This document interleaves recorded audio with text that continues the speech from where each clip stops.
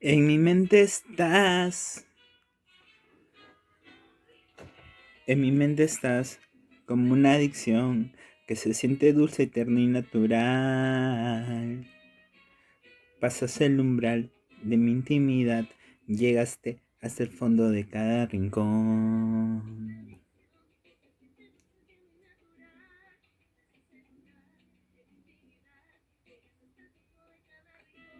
Me tienes aquí como quieres tú, dime si desplazas a mi soledad, me vas atrapando, en mi mente estás palpitando a mil y verte a mi lado es mi necesidad, el dejarte ir, a decir adiós. Es morir en vida, es negarme a mí, que mi libertad se termine en ti y caigo de nuevo en esta conclusión que te estoy amando tú y de nuevo tú. Dejas que naufragen justamente en ti y tú, mi locura tú, me atas a tu cuerpo, no me dejas ir y tú, adherido aquí, entre cada átomo, entre cada célula vives tú, todo lo tienes tú, que vienes te pasas como un huracán, tú, total y pleno tú, te has vuelto mi fuerza y mi talismán, tú, silencio y sutil,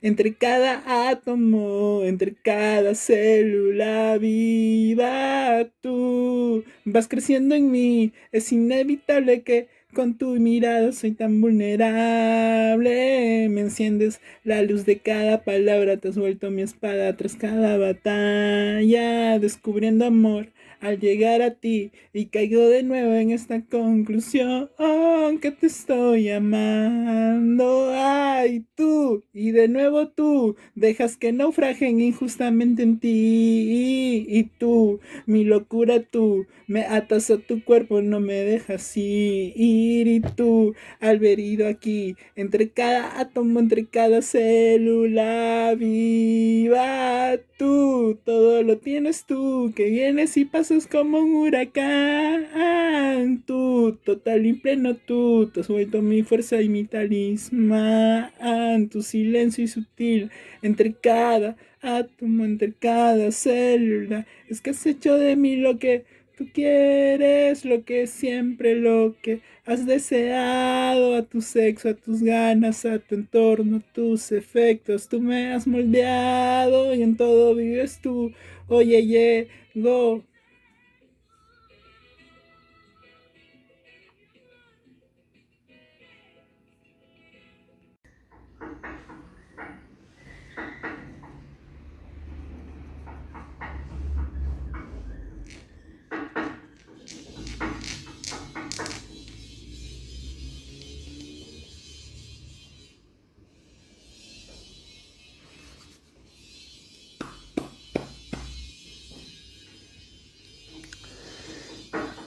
Macabeos 8:9. Victoria sobre Timoteo y Blamides. Y Baquides. Victoria sobre Timoteo y Baquides. En su lucha con los soldados de Timoteo y Baquides, mataron a más de 20.000 hombres y se apoderaron firmemente de fortalezas elevadas. Luego repartieron el botín en dos partes iguales, una para ellos mismos y otra para las víctimas de la persecución, los huérfanos, las viudas y los ancianos. Recogieron cuidadosamente las armas de los enemigos y las guardaron en lugares estratégicos y el resto lo llevaron a Jerusalén. Mataron al comandante de las tropas de Timoteo, uno de los hombres más impios que había hecho Moteo, uno de los hombres más impios que había hecho sufrir mucho a los judíos. Mientras celebraban la victoria en Jerusalén, quemaron a los que habían incendiado las puertas del templo. Y también a Calistenes, que estaba refugiado en una choza. Así recibió el castigo que merecía por su profanación.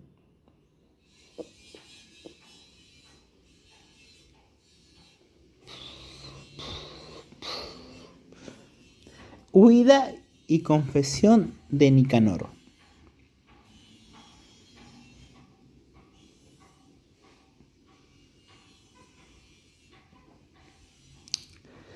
Nicanor, aquel desalmado que había traído 1000 negociantes para la venta de los judíos, humillado con la ayuda del Señor por los que él más despreciaba, despojado de su elegante ropa y fugitivo y solitario, huyendo a través de los campos, logró llegar a Antioquía, siendo más afortunado que su ejército que había sido aniquilado y él que había prometido a los romanos pagarles el tributo con el precio de la venta de los prisioneros de Jerusalén, proclamó que los judíos tenían un defensor y que eran invencibles porque seguían las leyes que Dios, su defensor, les había dado.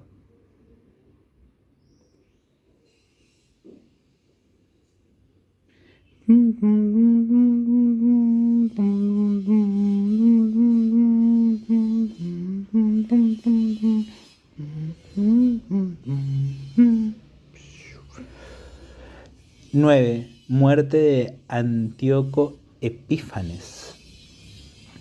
Por aquel tiempo, Antíoco tuvo que retirarse de Persia en desorden.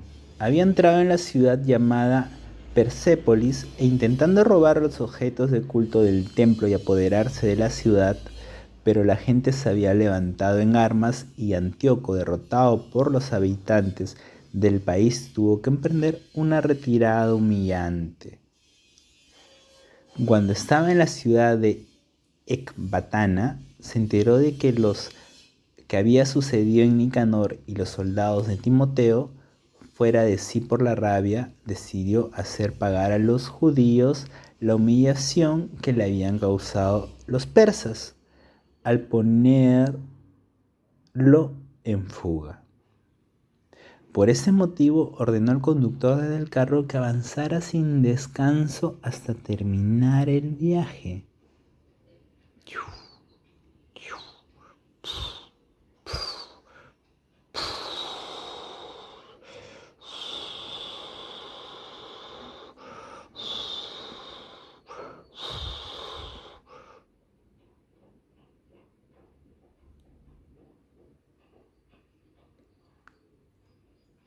Pero el juicio de Dios lo seguía. En su arrogancia, Antíoco había dicho: cuando llegue a Jerusalén, convertiré la ciudad en cementerio de los judíos. Pero el Señor, Dios de Israel, que todo lo ve, lo castigó con un mal incurable e invisible. Apenas había dicho estas palabras y le vino un dolor de vientre que con nada se le pasaba, y un fuerte cólico le atacó los intestinos. Esto fue un justo castigo para quien con tantas y tan refinadas torturas había atormentado en el vientre a los demás. A pesar de todo, Antíoco no abandonó en absoluto su arrogancia. Lleno de orgullo y respirando llamas de odio contra los judíos, ordenó acelerar el viaje, pero cayó del carro que corría estrepitosamente y en su aparatosa caída se le dislocaron todos los miembros del cuerpo. Así, el que hasta hacía poco en su arrogancia sobrehumana se imaginaba poder dar órdenes a las olas del mar y como Dios pesar las más altas montañas, cayó derribado al suelo y tuvo que ser llevado en una camilla, haciendo ver claramente a todos el poder de Dios. Los ojos del impío hervían de gusanos y aún con vida en medio de horribles dolores la carne se le caía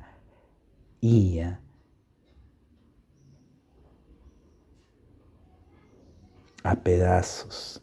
El cuerpo empezó a pudrírsele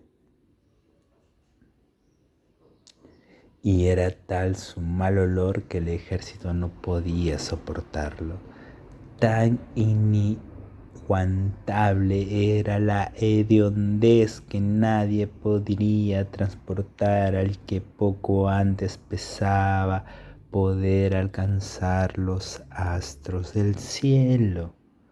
Entonces, todo malherido bajo el castigo divino que por momentos se hacía más doloroso, comenzó a moderar su enorme arrogancia y entrar en razón, y como ni él mismo podía soportar su propio mal olor, exclamó: ¿es justo someterse a Dios y siendo mortal no pretender ser igual a Él? Dan, dan, dan, dan, dan, dan, dan, dan, dan, dan, dan, dan, dan.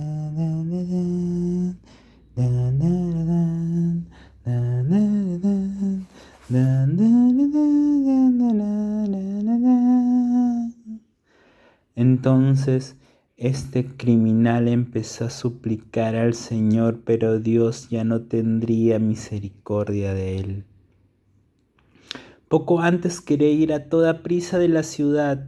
Poco antes quería ir a toda prisa a la ciudad santa para arrasarla y dejarla convertida en cementerio, y ahora prometía a Dios declararla libre. Hacía poco juzgaba a los judíos indignos de rapiña o para ser arrojados con sus hijos a las fieras, y ahora prometía darles los mismos derechos que a los ciudadanos de Atenas antes había robado el santo templo, y ahora prometía adornarlo con las más bellas ofrendas y demás, y atender con su propio dinero a los gastos de los sacrificios, y finalmente hacerse el mismo judío y recorrer todos los lugares habitados proclamando el poder de Dios. Amén.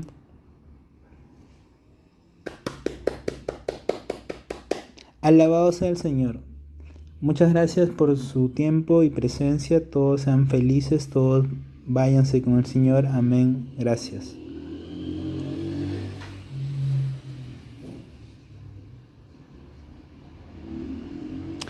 Como sus dolores no se calmaban de ninguna manera, pues el justo juicio de Dios pesaba sobre él, viéndose en una situación desesperada, escribió a los judíos una carta que tenía el carácter de súplica y que decía así: el rey y jefe militar Antíoco saluda a los judíos y excelentes ciudadanos y les desea salud y bienestar completos. Deseo que ustedes y sus hijos se encuentren bien y que todo marche según ustedes lo desean, con la esperanza puesta en Dios. Guardo un cariñoso recuerdo de las muestras de respeto y afecto que de ustedes he recibido al volver de la región de Persia. He contraído una grave enfermedad y así he juzgado necesario preocuparme por el bienestar de todos. No es que yo esté desesperado de mi estado.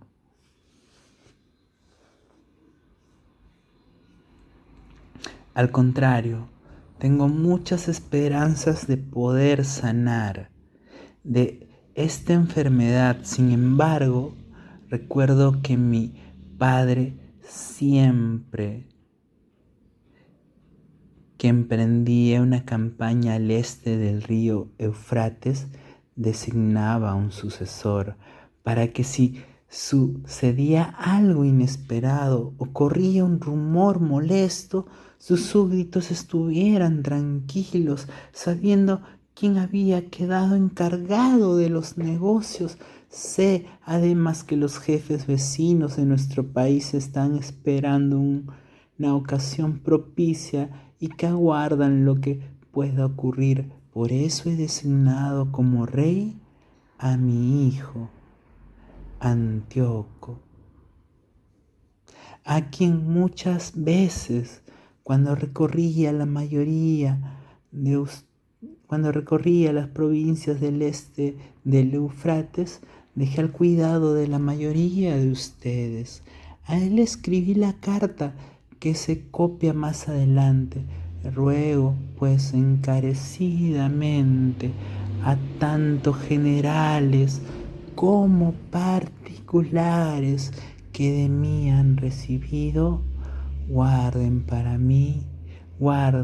para con mi hijo las mismas buenas disposiciones que han tenido para conmigo. Estoy seguro de que él seguirá mi línea de moderación y benevolencia y será condescendiente con ustedes. Así pues, este asesino que injuriaba a Dios terminó su vida con una muerte horrible, lejos de su patria y entre montañas en medio de atroces sufrimientos como los que había hecho sufrir a otros. Filipo, su amigo íntimo, transportó el cadáver, pero como no se fiaba del hijo de Antíoco, se refugió en Egipto, junto al rey Ptolomeo Filo Mentor. ¿Por qué te tengo que olvidar? ¿Por qué te tengo que olvidar? ¿Por qué te tengo que olvidar? Si yo te amo, si yo te